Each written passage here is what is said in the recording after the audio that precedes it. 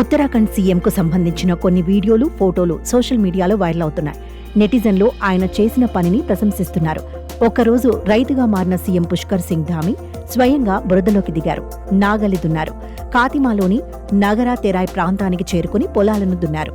ఆ తర్వాత వ్యవసాయ కూలీగా మారి వారితో కలిసి వరి నాట్లు వేశారు. రైతుల సమస్యలను అడిగి తెలుసుకున్నారు. వ్యవసాయ కుటుంబం నుంచే తాను వచ్చానని, తనకు రైతుల కష్టాలు పూర్తిగా తెలుసని చెప్పారు ఉత్తరాఖండ్ సీఎం పుష్కర్ సింగ్ ధామీ. ఇక రైతుల సమస్యలను పరిష్కరించేందుకు తన వంతుగా పూర్తి సహకారం అందిస్తానని హామీ ఇచ్చారు.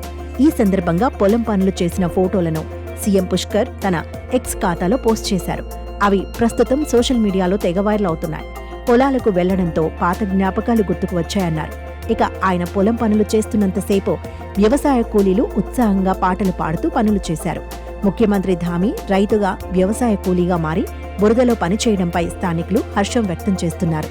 ముఖ్యమంత్రి హోదాలో ఉన్న ఆయన ఆదర్శంగా ఉన్నారని చెప్పారు.